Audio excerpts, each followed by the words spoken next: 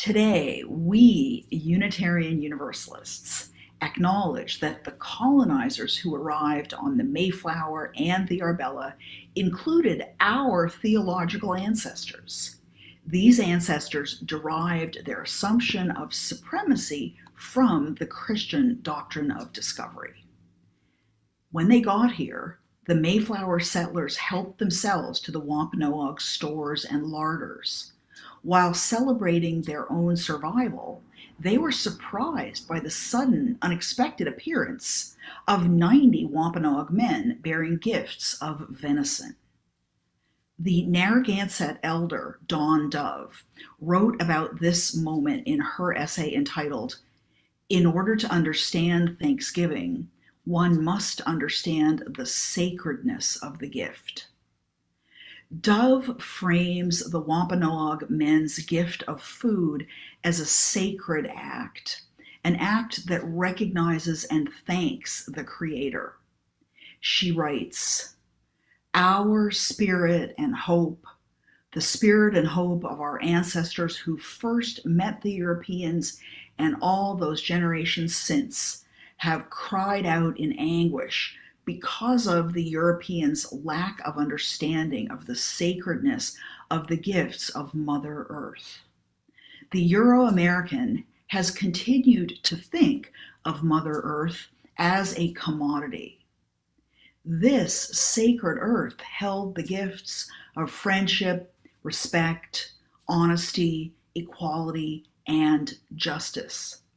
These gifts were not accepted by the new arrivals to this land in the 1600s. The Pilgrims had come looking for a new life, but because of their greed, they were not able to accept the greatest gift offered to them, the siblinghood of all humanity. Today, the larger American society must remember the gifts so that friendship, respect, equality, and justice may live in this land for all the people. These are the words of Dawn Dove from the book Dawnland Voices, an anthology of Indigenous writing from New England, published in 2014 by the University of Nebraska Press. Today, we Unitarian Universalists remember and honor these sacred gifts. Today, we listen to the wisdom of Native communities and we journey together toward wholeness and healing in all of our relations, within our communities, with all humanity, and with the sacred earth. So may it be. Aloha.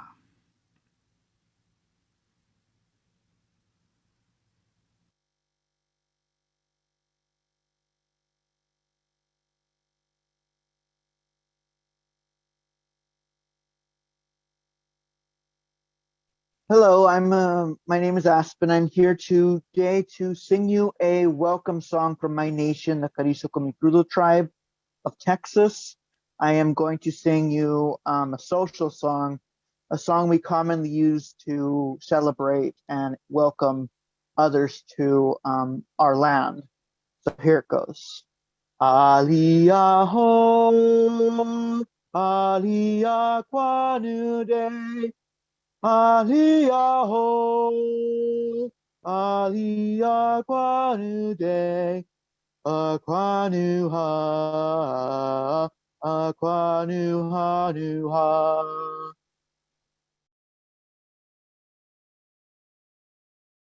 And he said, "Whoa, what is those beautiful grasses over there? Oh, I love them." And so he paddled right over to that area. And he saw that each of these grasses had some heavy seeds on the tops of them. And so he found some birch bark and he wove a birch bark basket. And he took those long grasses and he leaned them over his canoe and took a stick and he kind of hit the stick onto the grasses and those seed heads fell into his basket. He says, maybe this is the vision I was meant to have. Do you see him here within the picture with his stick and the tall grasses. So he was pretty excited about that. And he came all the way back to his grandmother and said, "Grandmother, look at these beautiful seeds that I have from these grasses. I think we should plant them outside on the edge of our lake, and we'll be able to see them from our lodge. They're beautiful." Okay, Nokomis. Nokomis said, "I will come do this with you." And they went and they planted all these seeds along the edge of the water. She says, "But still, you must go out. This is not your vision. You must go out. You must fast. You must travel and have a vision that you can bring back for the future to come." Yes, grandmother. Yes, grandmother. He gets back into his canoe and he continues to paddle, and he paddles through many of the lakes. And then he thought, "Oh, this paddling is hard work. I think I need to take a nap." So he laid back in his canoe and thought, "Oh, surely I can have a good vision just from here." So he took a long nap in his canoe, and he hadn't eaten anything. He says, "Oh, this fasting is easy. I'm just going to sleep here." But when he woke up the next morning, he was so hungry. He was so hungry. He thought, "I've never been so hungry before. I must eat something right away." And just then, some plant spoke to him. "Hey, Wanabozo, are you hungry? Do you want to eat?" He's like, "Yes." They said, "You can dig up one of our roots and eat it, and it will make your tummy better." Oh, great. So he paddled over to those plants, but he did not just dig up one of their roots. He dug up all of the roots of all of those plants, and he ate them all. Not very long after that, he said, "Oh, my tummy hurts so bad." And he got so sick. He crawled to shore and he laid down for 3 days and 3 nights. He finally woke up, had enough energy to crawl back to his canoe and paddle back to his grandmother's lodge. And as he approached the shore, these young plants said to him, "Huenaboso, thank you for planting us here next to your lodge. You know, you can eat us sometimes, and we can be good food for your belly." He said, "What?" So he went over, and they were just getting some plants on their seed heads. And this time he was much more careful and gentle with the plants. He did not eat them all. In fact, he made sure when he gathered the seed heads that some would go back into the lake so that new plants could grow. And he said, "Well, this is wonderful. What is the name of this plant, of this food?" And they said, "Our name is Manoman, and we are a wild rice plant. And if you want, you can pass this around and feel these wild rice plants. Do these look like any white rice you've ever seen before?" They look different, don't they? They're long and they're dark. We've cultivated rice to be short and white or brown. Is there one? Well, we picked this out of a multi-rice pack. So there might be one in there. I did not gather these for you. So as he gathered these and ate some and brought them to his grandmother, she said, "Yes, you have finally had the vision that we have been hoping for." And it just so happened that up until this day, there are people who still gather the wild rice in that same method by taking the long grasses that grow in the water and leaning them over the edge of their canoe and gently hitting the stalks with a stick until the rice heads fall into the basket. And they take them home and they eat them. And it's very good food. It's good medicine for the people. And they always remember to make some of the rice go back into the water so that new plants will grow. And they do it with an attitude of respect and reciprocity, taking and giving some back so that they will always, and there is an example of a short white rice, isn't it? That got in our container. So what do you guys like to eat rice? Yeah, I like the yellow. You like the yellow ones? Well, someday you'll have to ask your parents to get some of the wild rice. I usually buy it when I go to the UP, and apparently I ran out. So It's very special. Oh, and you have a special one that you guys are going to keep. Nice. You're going to keep the short white one. Awesome. Yeah, you can keep one. That's a good one, isn't it? All right, we are going to head off to our classes with our wild rice.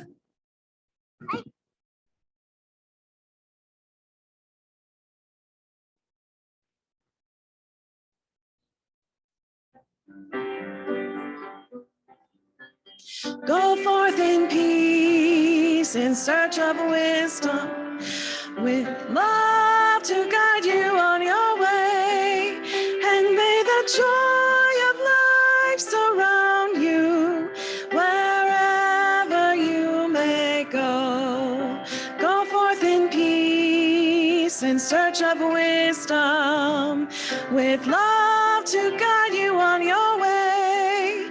And may the joy of life surround you wherever you may go. The words for this morning's offering come from John Saxon. This religious community exists by its mission as a fire exists by burning. But a fire cannot burn without fuel. And it is the time, the energy, the imagination, the vision, the creativity, the compassion, the love, and the financial support of the members and friends of this community that fuels our mission to nurture and sustain a welcoming, inclusive, and diverse liberal religious community that transforms lives and serves the world. Your support, the free and generous support of each and every member and friend of this community, is what fuels this community and its mission. And without your support, the flame of justice, community, and love cannot burn brightly to warm ourselves and be a beacon in a world threatened by division and fear. The offering will now be received.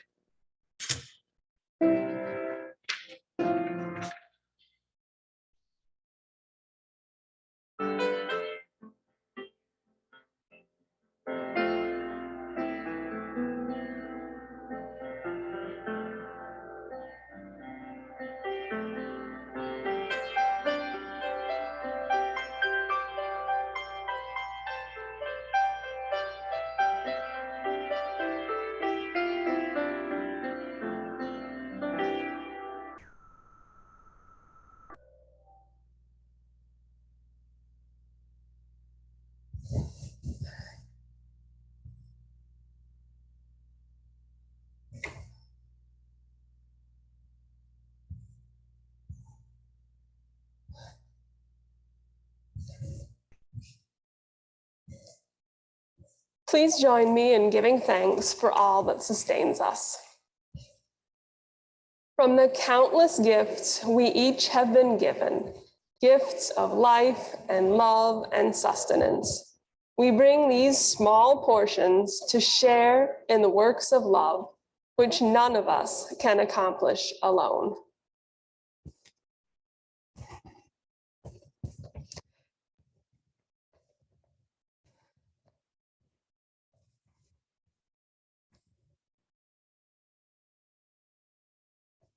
Each Sunday, we take a moment to share with one another the joys and sorrows, concerns, and milestones in our lives.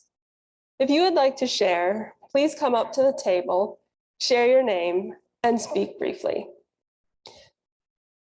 If you're on Zoom, you can type your message into the chat box, and I will read your message aloud. If you would prefer not to share the details, you may just put a stone in the bowl or type the word stone into the chat box.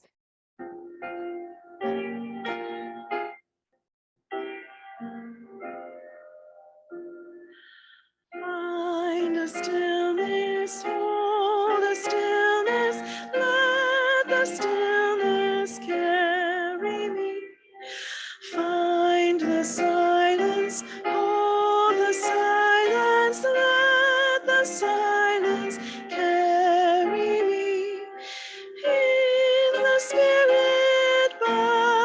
Spirit, with the Spirit giving power, I will find true harmony.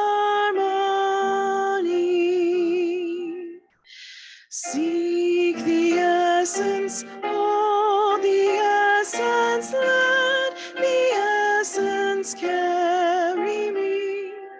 Let me flower, help me flower, watch me flower, carry me. In the Spirit, by the Spirit, with the Spirit giving power, I will find true harmony.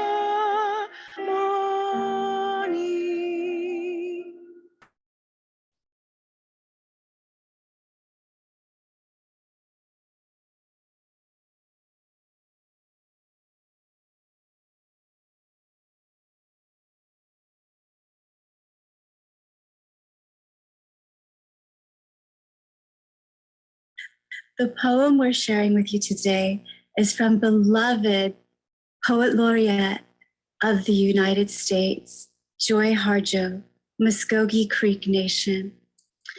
It's from her book, Poet Warrior, and the poem is called Prepare. The first earth gift of breathing. Open your body, these lungs, this heart, gave birth to the ability to interact with dreaming. You are a story fed by generations. You carry songs of grief, triumph, thankfulness, and joy. Feel their power ascending within you. As you walk, run, swiftly, even fly into infinite possibility. Let go that which burdens you. Let go any acts of unkindness or brutality from or against you. Let go that which has burdened your family, your community, your nation, or disturbed your soul. Let go one breath into another. Pray thankfulness for this earth, we are, for this becoming, we are, for this sunlight touching skin, we are, for the cooling of the dark, we are. Listen now as Earth sheds her skin. Listen as the generations move one against the other to make power. We are bringing in a new story. We will be accompanied by ancient songs and will celebrate together. Breathe this new dawn. Assist it as it opens its mouth to breathe.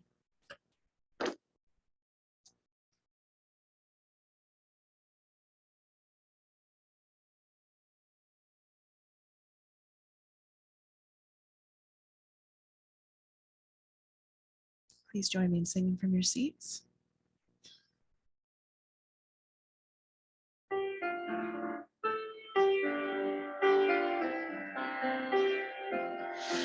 From you I receive, to you I give, together we share, and from this we live. From you I receive, to you I give, together we share, and from this we live.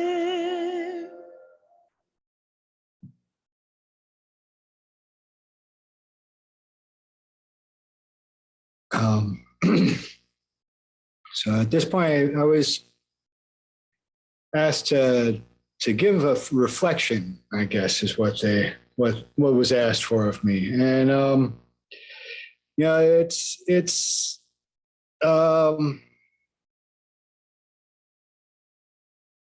I'm sorry.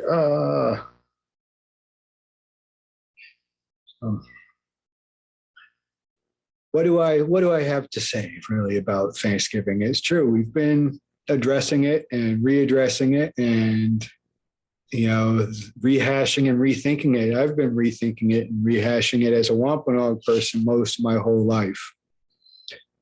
The stories that you start to get in kindergarten or in first grade, and you get the classroom activities of the finger turkeys or the construction paper Indian outfits, and at one point I realized, I remember when I was young, realizing that this holiday and this story and this narrative wasn't about things that were good for my folks in my community.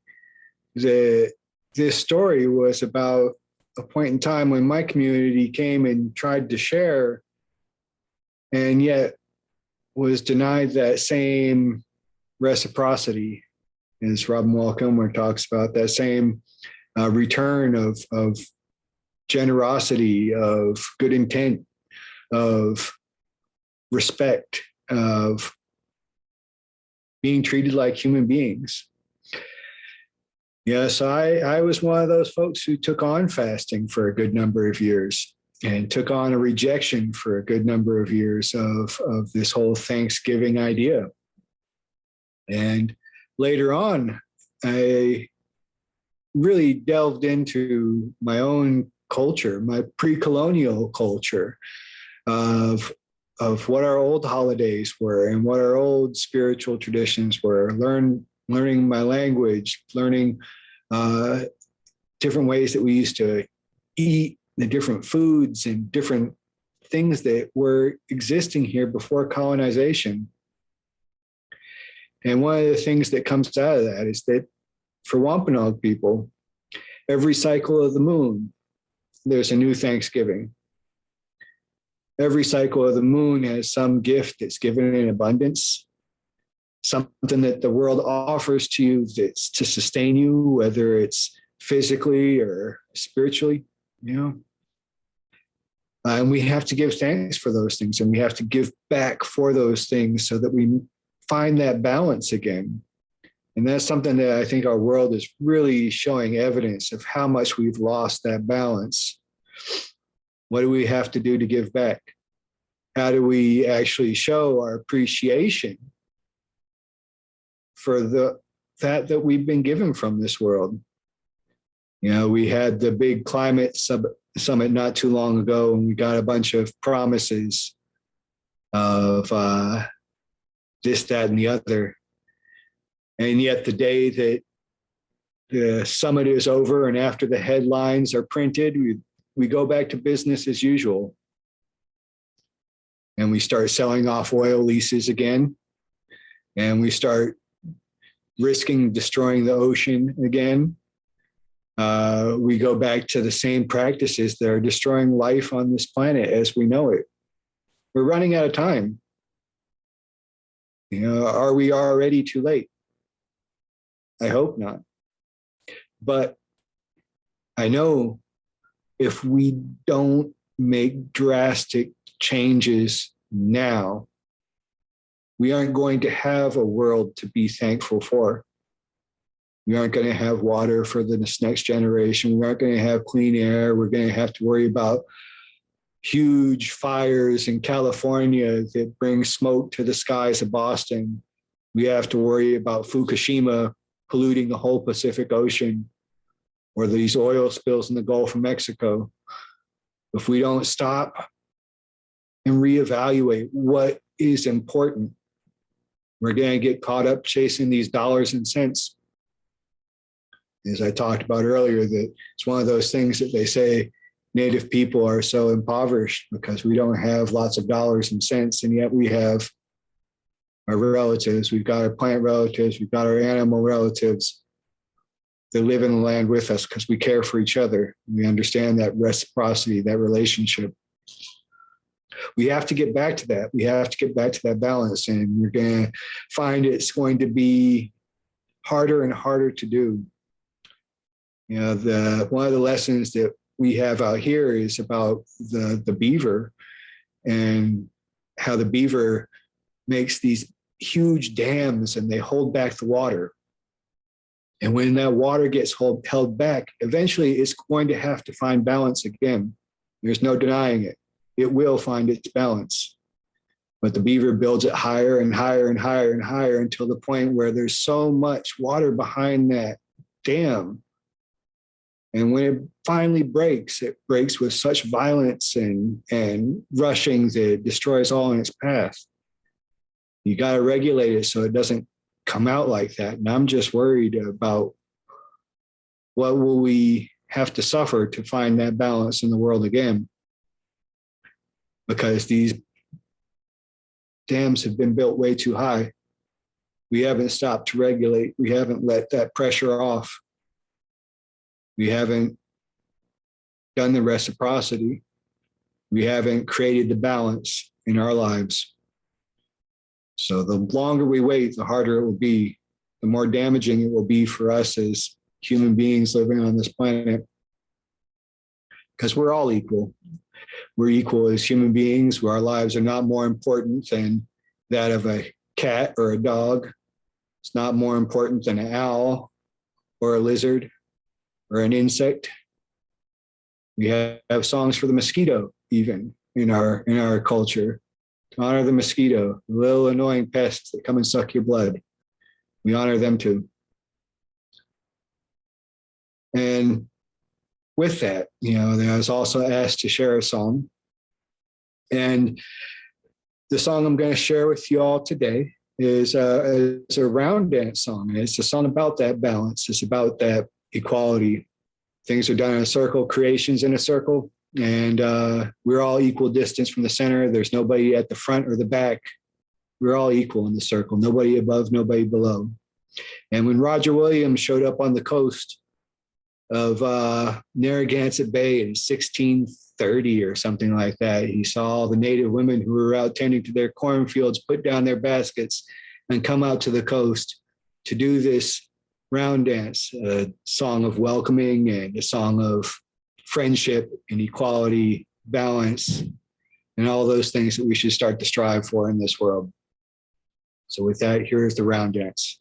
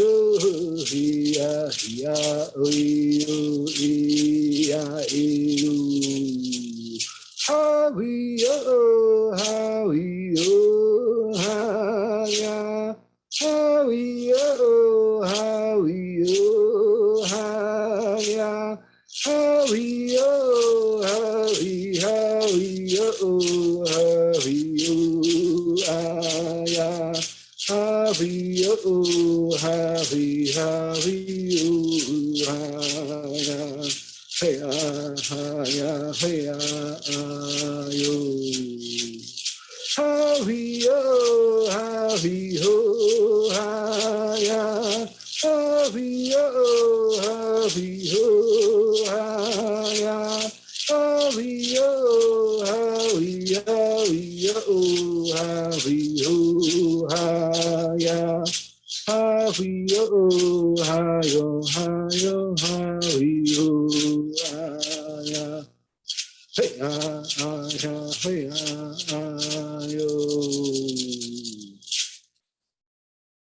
That's the round dance. Thank you.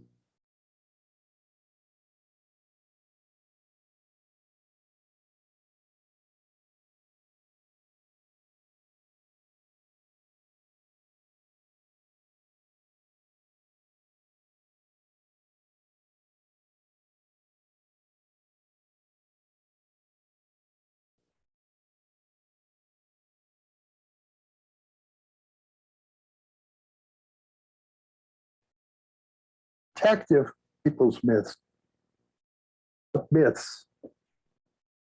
Unitarian Universalists love to debunk myths, other people's myths. But I have noticed that my co-religionists are more protective of their own myths.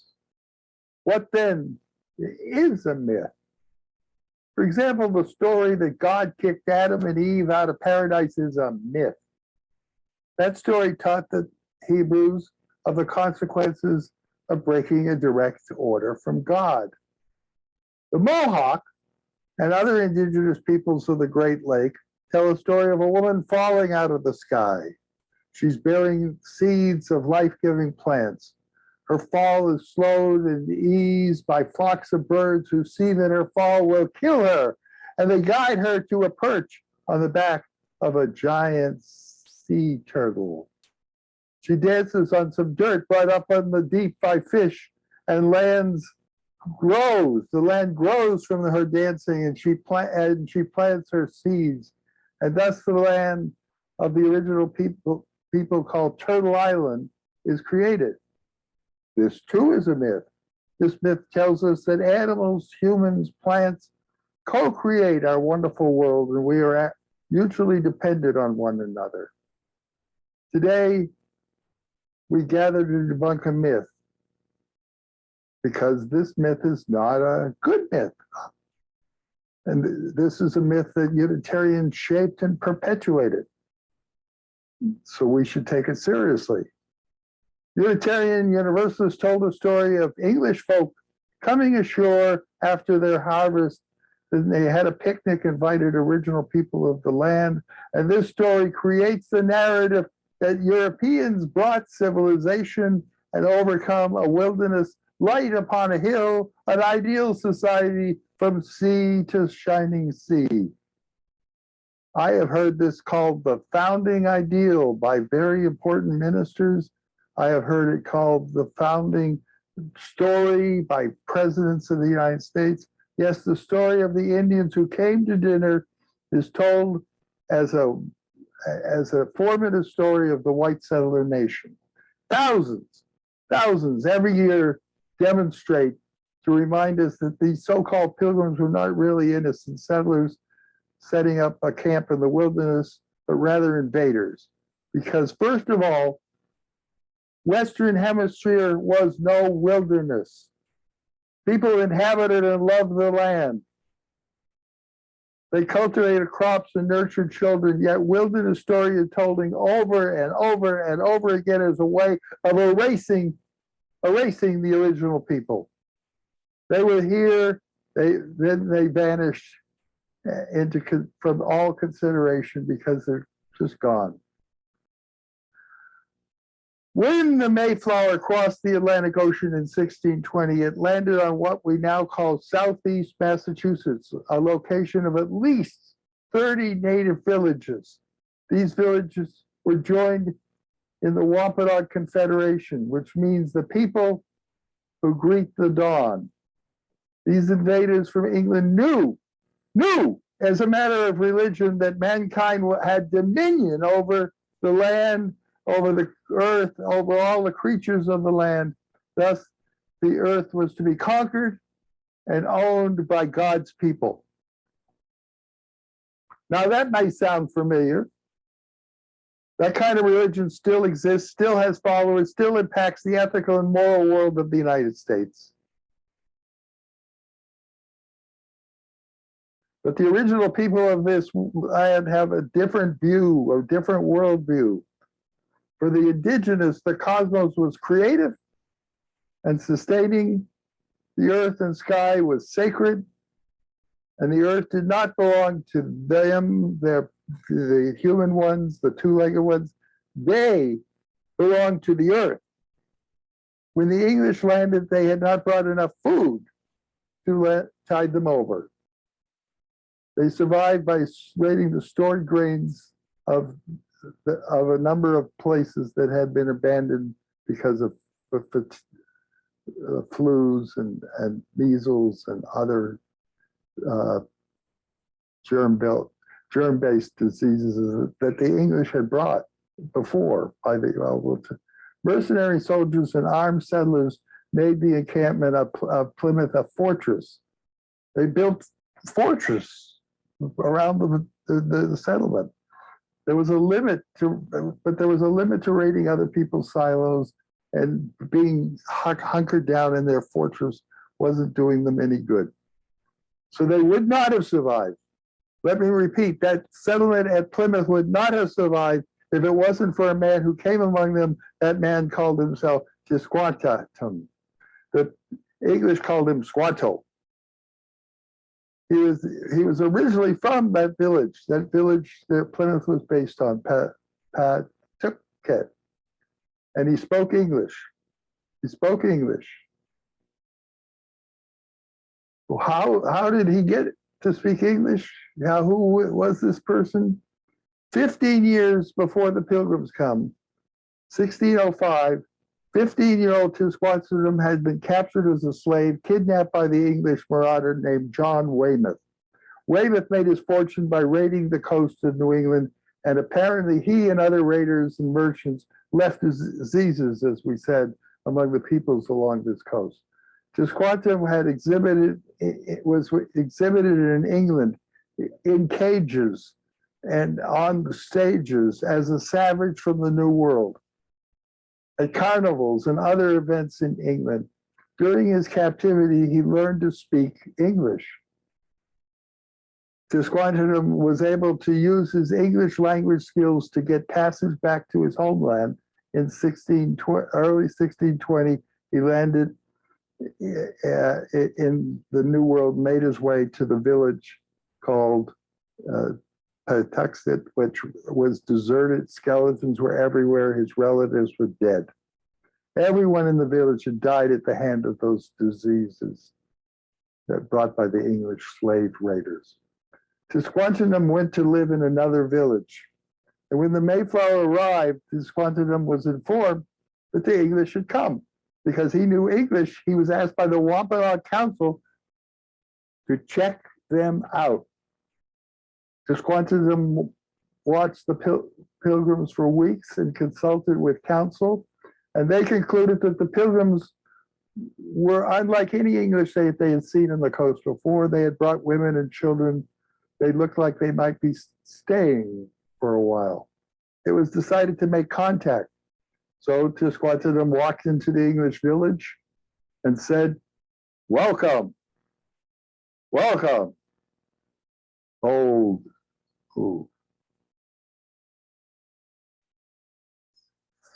The Pilgrims were not in good condition, he assessed. They were living in dirt-covered shelters. There was a shortage of food. Nearly half of them had died during the previous winter. Pilgrims had brought with them wheat to plant, but wheat does not grow in Massachusetts soil. It never has, never will. They were totally unprepared for living in this ecology. The Pilgrims were in a desperate situation and they needed help. Tisquantum stayed with the Pilgrims for a few months, and his mission, try to find out what those English are doing. Wampanoag thought that by making some kind of arrangement with the English, the settlers might provide a buffer, an ally against slave raiders. They might provide trade goods. They might be a useful ally. At Tisquantum's request, nearby villages brought the Pilgrims deer meat and beaver skins for coats. He taught them how to cultivate corn and other vegetables and how to build Indian-style wigwam houses that would keep them warm. He explained how to dig and cook clams, how to get sap from maple trees, how to use fish for fertilizer, dozens of other skills needed for survival. By the time the fall arrived, things were going much better for the Pilgrims. The corn they had planted had grown well. There was enough food to last for the winter. They were living comfortably in their wigwams. They had now better health. They knew about surviving in this new land. The Pilgrims agreed to a treaty with the natives And there was going to be a feast to celebrate that signing of that treaty or the agreement to that treaty, because signing wasn't something the Wampanoags were doing. So yes, there was a feast to celebrate, but the natives were not guests of the Puritan Thanksgiving. They were not, that's the way it's put sometimes, guests at Puritan Thanksgiving. There was a large turnout of natives. 90 Indians came, not expected by the Pilgrims. It was Tisquantum asked them to come. His mission was to build an alliance with these people. The Pilgrims were not prepared to feed so many. They had issued the invitation, but they thought maybe a few people would come. So the natives supplied the majority of the food: 5 deer, many wild turkey, fish, beans, squash, corn soup, cornbread, and berries. And the Indian women came and sat together with the Indian men to eat. The Pilgrim women, however, stood quietly behind the table and waited until the men had finished eating, because that was the English way. Yes, as a result of this meeting of two cultures, they agreed to live in peace. But it would be wishful thinking to say that this agreement lasted a long time. The written record left by the settlers, by the Pilgrims, indicates a disdain for the natives. They use words like heathen and savage to define their hosts. Ungodly. The Pilgrims told their Wampanoag neighbors to their face that their religion was ungodly and a mark of damnation. The classes of culture, the differences in beliefs surfaced, and the differences resulted in actual violence and eventually war. So at first they pushed the indigenous people away, then they wanted the natives gone, and more English Puritans arrived, and even more mercenary soldiers to lead them and instruct them in violence. Wars were fought to push the natives off the land. Natives were enslaved and sent to the Sugar Island. Villages were burnt. So beginning with the protests in Plymouth 51 years ago and spreading across Turtle Island, an indigenous-led day of mourning is observed in gatherings large and small, and people learn the true story of white settler colonialism. So we ask you, do not celebrate invasion, rather sing songs of joy, and for our beautiful earth and for all our relatives, remember the peacemakers and justice stewards, give thanks, give thanks, give thanks.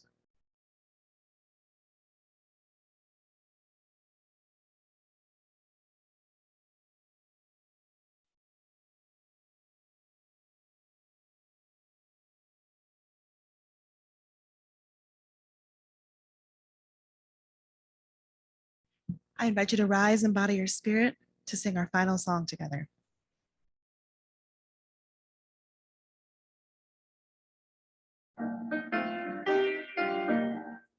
We are building a new way. We are building a new way. We are building a new way, feeling stronger every day. We are building a new way. We are working to be free. We are working to be free. We are working to be free. Hate and greed and jealousy. We are working to be free. We can feed our every need. We can feed our every need. We can feed our every need. start with love, that is the seed. We are meet our every need. Peace and freedom is our cry. Hope you're enjoying. Peace and freedom is our cry. Peace and freedom is our cry. Without peace, this world will die. Peace and freedom is our cry.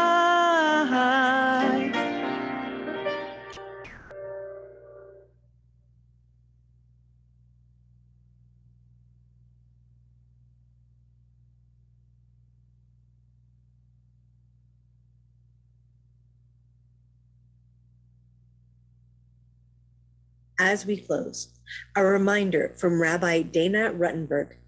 In Judaism, you are not required to forgive someone who hasn't done sincere, meaningful work of repentance and repair. And then it is complicated at best. But the literature is clear that if the harmed cause was irreparable, you're never required to forgive, even if they repent. Also, who can forgive is the person or people who were directly harmed. But the dead cannot forgive. And it is not our job to forgive on behalf of the dead. Like, we can't. It doesn't work that way. So for us, for the living, we must work on relationship building, on repairing harms one-on-one. We focus on knowing who we are in relationship to each other, and who we are in relationship to the greater community. From there, we build out relationships until we have created a community of interconnected individuals who are concerned with the well-being of each other. In that spirit, the Indigenous Unitarian Universalist community, with the support of the Ministry for Earth and Side with Love, will be providing monthly programming in 2022 to focus on intentional relationship building. One component of these new moon gatherings will be to reclaim our Indigenous cultural practices of gratitude and giving thanks. Every day is Indigenous Peoples' Day, and for us, every day is a day of giving thanks and gratitude.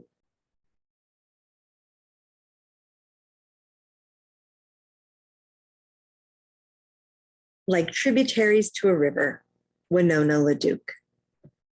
Across the continent, on the shores of small tributaries, in the shadows of sacred mountains, on the vast expanses of the prairies, or in the safety of the woods, prayers are being repeated, as they have for thousands of years, and common people with uncommon courage and the whispers of their ancestors in their ears continue their struggles to protect the land, the water, and the trees on which their very existence is based. And like small tributaries joining together to form a mighty river, their force and power grows. This river will not be dammed.